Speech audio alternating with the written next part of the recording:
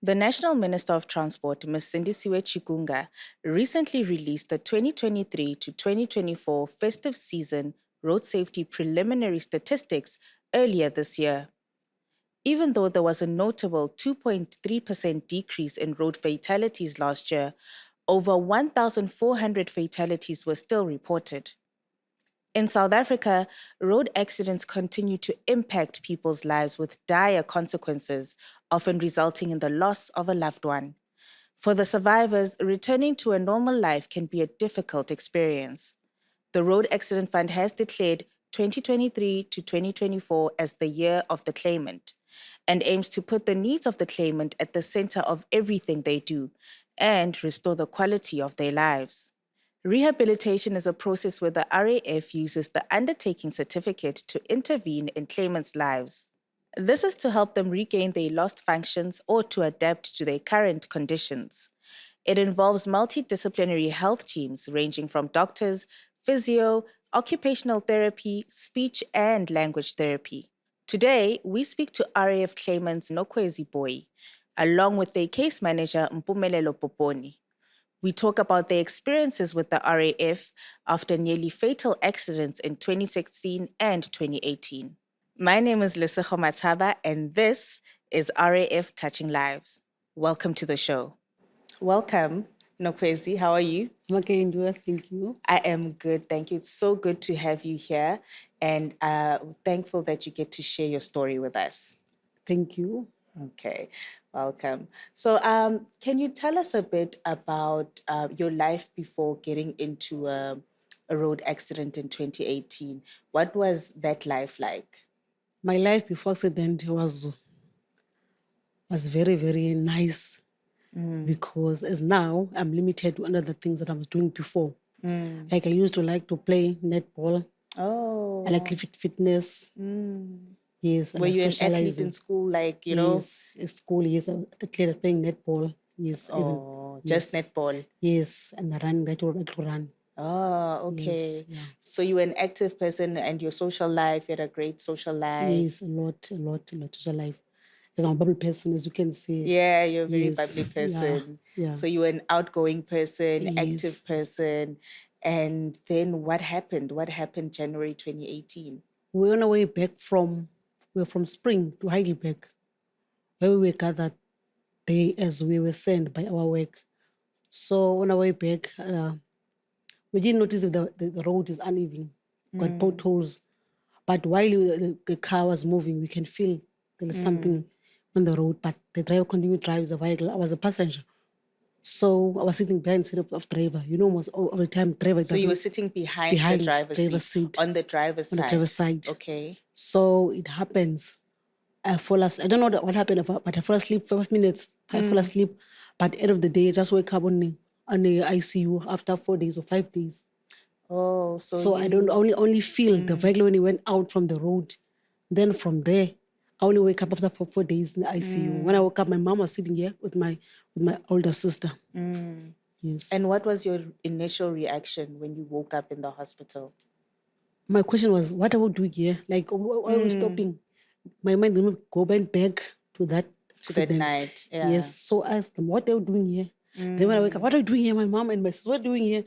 They said, no, sleep, relax, you're in the hospital.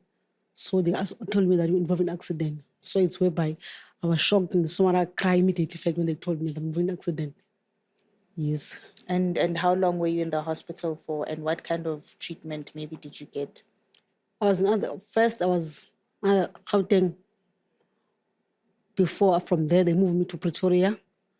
After 3 months, when I was in Pretoria, from Pretoria, and this whereby I wake up in ICU when I saw my parents that day. The treatment was very good towards me. It was very good. Anything was good. There was nothing that was harming me. Then after 3 months, I moved from Pretoria to Cape Town, Western Cape. Then it's whereby I was in the hospital for 10 months. Oh, 10 months? 10 months, yes. Wow. Because of my injury.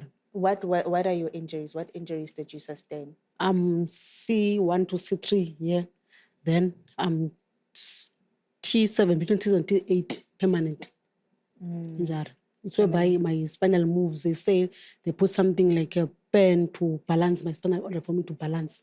They put something like a pen Okay. to To emotional balance balance. Yes, your spine. yes. And Okay. again, I got operation under my pits to drain the Oh. blood. Oh, Yes. okay. So now it affects me. Now I can't even sing long like before. I'm a one Yeah. person. I like to talk too much, but now I'm limited. I must know Is it? when, how. So Yes. do you get tired? Yes, like Oh, after breathing a in between. I while. must breathe hardly in between. I can't sing like Mm. long, but just bit by bit to my accident. How has the accident changed your life from what Accident it was before? changed a lot of my life, but it depends. First thing first, before people accept you, accept yourself that you now am here to accept this situation. So anyone outside can see you that you are succeeding with this injury that you have, but you mustn't show the weaknesses of yourself. There are some weaknesses in the accident, but the thing that no longer we are doing, you want to do, but you can't do, you're doing by heart. For instance, you want to do something there, but you say, can you please take something for me there? Like before, you just go and take it. But now you are there by your mind, but you're sitting down. You can't even reach. Yes. You seem like such a mentally strong person, Thank you. and because you're saying, firstly, accept, your Yes. situation. How did it take you a long time to accept that my life has changed? The time I was in hospital for 3 months, I was always crying every day, asking myself, what was I doing there that time? Why? Why did I? All the question you can't answer. But it happened. Remember when they told me that I'm involved in accident, I can't even walk again. I was like, okay, I can't even understand all language when you're in an accident. When they tell you that now you're involved in an accident, you can't even walk again. Walk again, like, okay, in my mind, I'm going to put Something braces in. both sides. Therefore, after 2 months, I'm going to back again in my mind. But no, they say move up your leg. Can't even move my leg. I can't even move my leg. So while they was busy explaining what's happening, I couldn't understand English. Someone came there, was talking closer with me, but I couldn't even understand what he's saying to me. You see, Because it takes just nothing time. It was is doesn't making click on sense. my mind. So but it takes time for me. I was always crying every day, every day, every day. I was always crying. But that time I was still in pain again. Other thing, yes. So when time goes on, I started realizing, no, I'm here now. Let me just accept. You just accept what is happening to me now. I'm here. I remember that I got a child. Is already at that time still grade 1. Me, I'm in hospital at that time. So my mind is my child. Your I need to child. go back to Cape Town for my child. One time, when daughters coming in, I was telling my daughter, when I'm going to Cape Town, I'm choosing my child.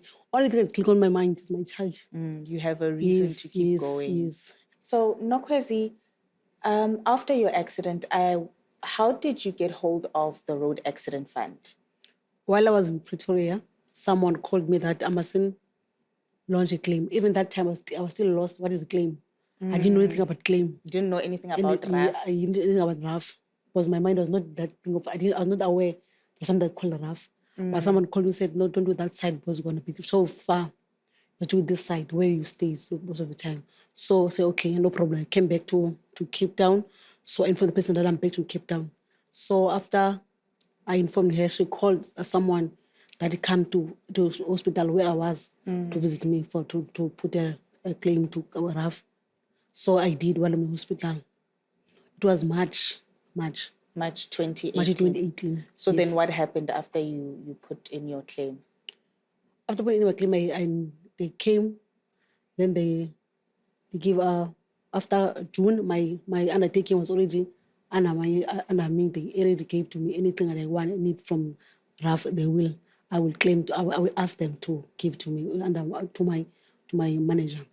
That Okay. time already June. Take me to was March, and then June already answered me because I claimed straight to RAF, not other Or you things. claimed directly with the Directly to RAF. RAF. Yes, You were yes, not represented by yes, by any anyone. lawyer. Yes, Okay. yes. So when were you assigned your case manager, Umpumelelo? Imme- uh, at times, Immediately. immediately. Oh, okay, Immediately. immediately. Immediately. Wow. Yes, yes. That's very interesting to know. It's So, whereby it's whereby my claim ran so fast because I was already yeah. given my manager. So all he works all by means. Anything I need from June, yes, that time. He's been in touch He's with been you in touch since with me. then. Yes, I knew him from that time. Okay. Yes. So, Umpumelelo, with Sis Nokwezi's case, what was your initial reaction when that file came through to you? Well, it was the resolve and the strength that she was showing after the accident, and also the desire to do things herself, though she had some limitations, but you could see that she wanted to do more. Hence now, that was an inspiration to us to do more in terms of rehabilitation. Hence, we referred her for rehabilitation with the physiotherapist, which they were working on her and helping her to try and also adapt and also regain some strength. Okay, so with her rehabilitation, what did she exactly do? She attended a physiotherapist and then also a little bit of OT, because normally the rehabilitation starts from the hospital, which we were informed about her by the hospital case managers, which now an interim undertaking was triggered there and there for us to do a follow-up. Hence, now we managed to get in touch with her before the claim could be even settled. But the most important thing was to start rehabilitation and also assess her needs. What is an interim undertaking? Interim undertaking is a medical intervention. It initiated a medical intervention initially so that the person can quickly get the help they need in order to regain some of their potential. And this is while the claim is ongoing, as you say, that Correct. Okay, you recognize that there's a need for an intervention here. Correct. Okay. Well, and another thing is that the good thing about the interim undertaking is that the undertaking does not necessarily focus only on rehabilitation. It also focuses on vocational rehabilitation, which is going back to work. Yes. Which is what enabled Nokwez as well in these instances, because that early intervention is crucial. So she also received vocational rehabilitation. Correct. So, okay, I want to ask Unokwezi, how was that experience for you with the vocational rehabilitation? It was very good. I can say there's nothing I can say. Because I'm also what I was doing before, not what I'm doing now. My work was not like that I'm doing now. Before was physical. Different. Now it's only minor like before. And it was helpful for them to help you make that, transition from physical to now having to do something different. Was it easy? Was it difficult to, do something? Adapt. Yeah, to adapt. It was easy than before I was doing before. It was difficult before, but now it's easy than before.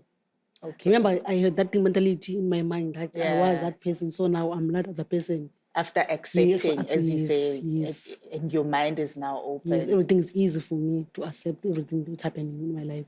Okay. Yes. As her case manager, what were some of the other interventions that you recognize that she needed, besides from the undertaking and the rehabilitation? What else did the RAF assist her with?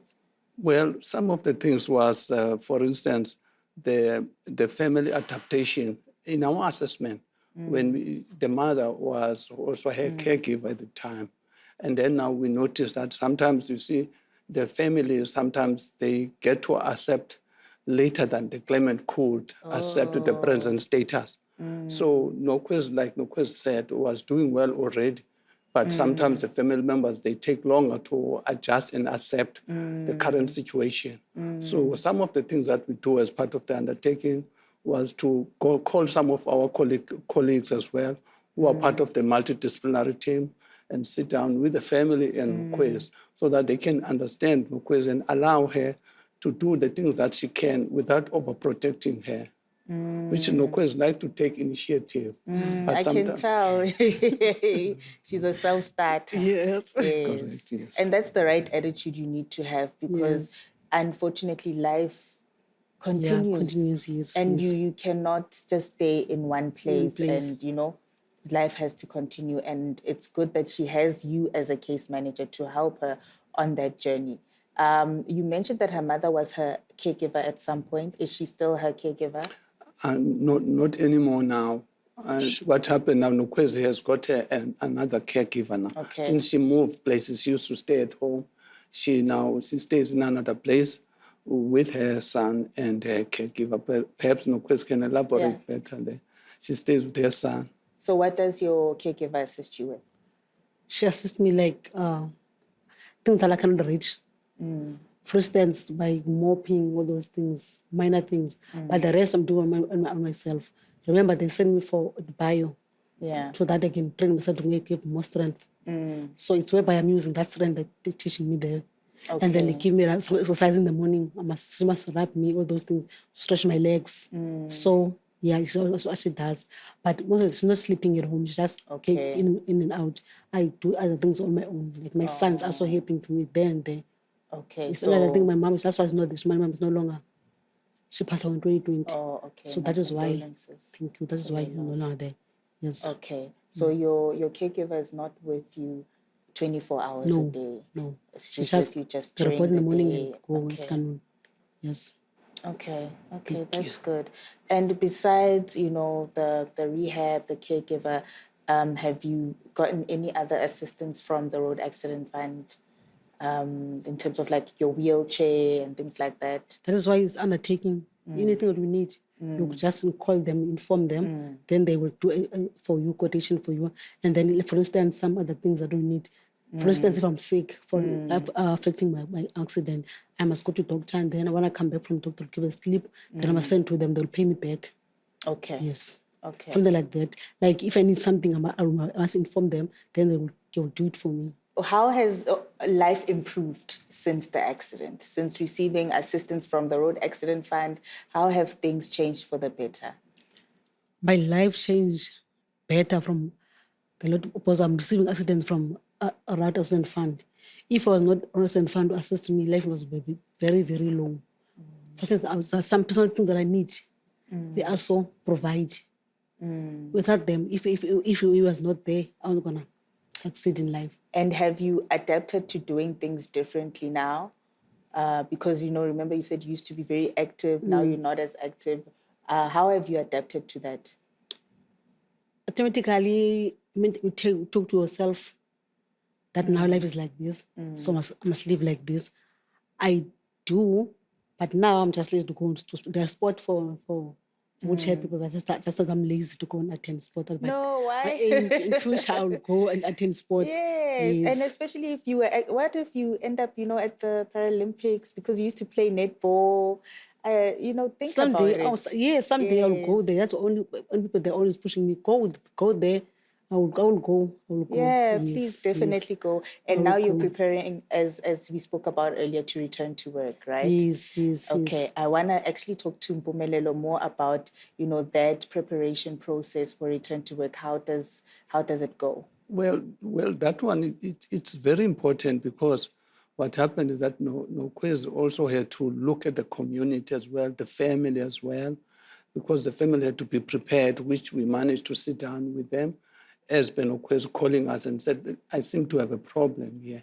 I'm moving on, but my family seemed to be taking slower to adapt to my situation, which we sat with them, we talked with them, because normally, sometimes some claimant will tell you that the community will stare at you, sometimes even other colleagues and other people. That's the initial preparation of the claimant as well, to first accept that and be confident as well. And then with time, people tend to warm towards that person, as Nokwez will attest to that, because she will call me and say, "Pumbumele, I'm just living life now," you see, which was inspiring. That is inspiring. See. So that's when now you start doing that. And also you have that mind as well when they return to work, which is also another aspect as well, because when they come there, things are different. Sometimes they get to be moved to do light duties, which means that they will have to come in contact now with different colleagues than maybe perhaps previously the department they used to work, and then they're in another department, which takes some time now for them to adapt to that. So that's why case management is an ongoing process in supporting the claimant. So who's involved in that process of helping her adjust into her new role at work and also mentally prepare herself for this new part of her life? I mentioned earlier as well that the collaborative role of the case manager is to involve other disciplines as well. Things like occupational therapists, they play a big role in preparing the person to adapt to the new environment. So those are some of the things that the case manager will do, collaborate with other service providers or colleagues, multidisciplinary team members to assist the person based on the need. So which now physiotherapists, some of them played a role in Nokwezi, and she's still attending them for maintenance purposes now. And the occupational therapists, which assisted her in terms of adjusting now to the new environment at work and outside.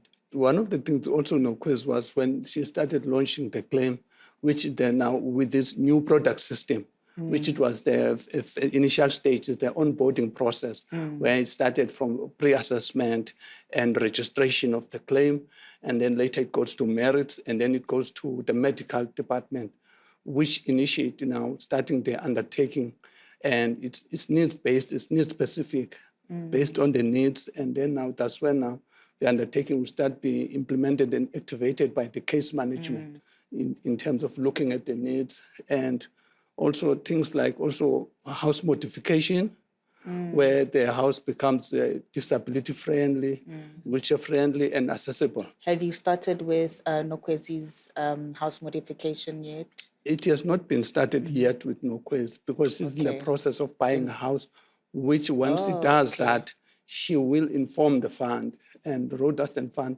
will start now that process of sending occupational therapists who will assist and look at the needs that need to be adapted in a house for ease of access for Nokwezi. So that process will start when she is ready to do that. And then now things also like, because you want your claimant to be independent as much as possible, where if the claimant is driving, just like Nokwezi, I understand Nokwezi just completed a driver's license. Oh, congratulations. So, thank you.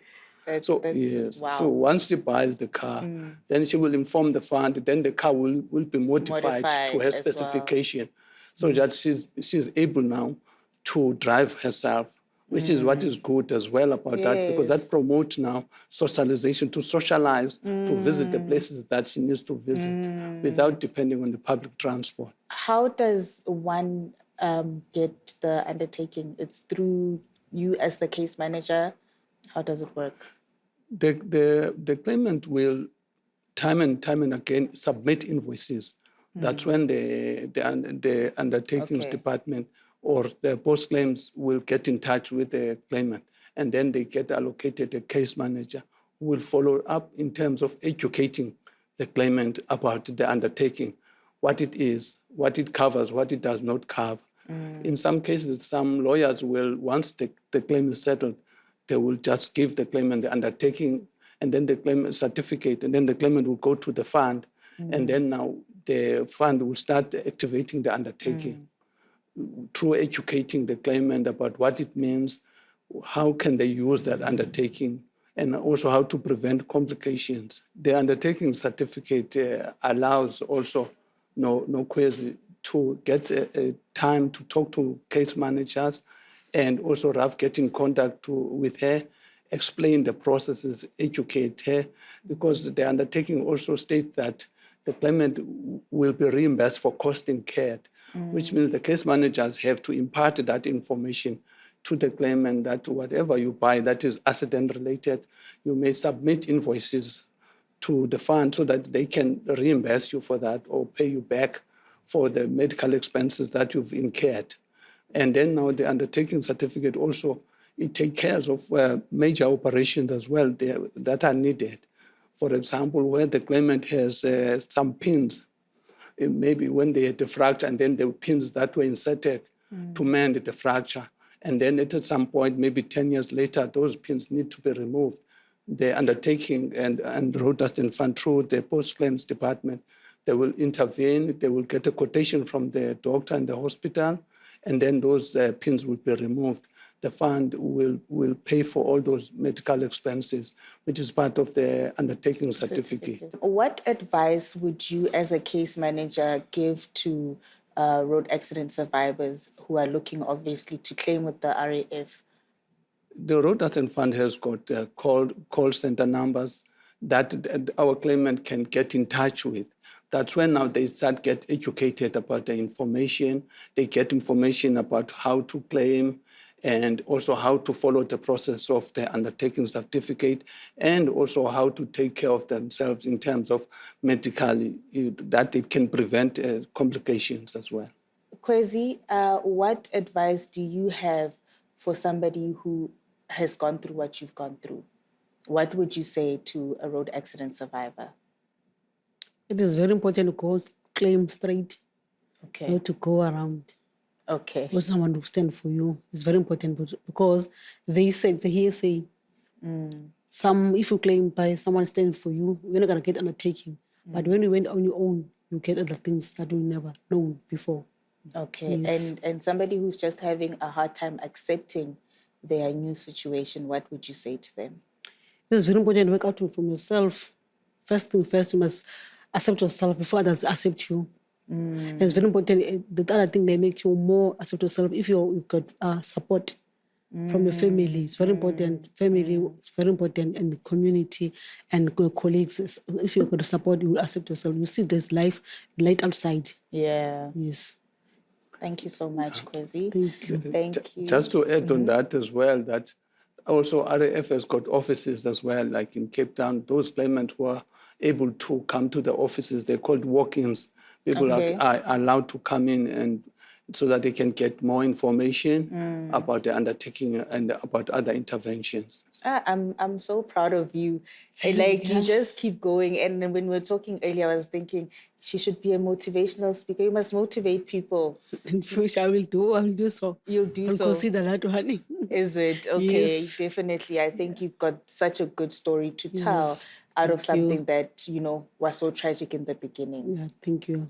Yeah, thank you very much. Yes, just to add on that, Lesako, as well, after we noted, Kwez, how motivated she has been, we use her as a peer motivation for other claimants more or less the same age. She played a big role using social networks to talk to them as well. Oh, so why don't you say you're already a motivator? Motivational That speaker. alone is just some people, some not. But that's where you start. Yeah. Yeah. So she, as a peer motivator, she then connects with other road accident survivors who were in the similar situation, and okay. So it's like what you chat or you just post. Yes, yes. Oh, okay. Yes, Okay, yes. that's very interesting. You must continue. Thank you, do so. Mpumelelo and Kwezi, thank you so much for joining us on Touching Lives. Your story has really touched us, and I'm sure that all the information you shared today will help a lot of people out there. Thank you so much. Oh, thank you. Pleasure. Thank you, Lesako. As part of the Road Accident Fund's transformation journey and commitment to placing the claimant at the center of all its operations, the RAF has recently launched the new CRM system to ensure that claimants are given real-time developments on the progress of their claim. If you're a claimant and would like to know more about your claim, you can contact the new RAF call center number on 087 820 1111. We will be talking to more claimants who will be sharing their stories and their journey with the RAF. Please tune in and follow the RAF on social media. My name is Lesego Mataba, and thanks for watching.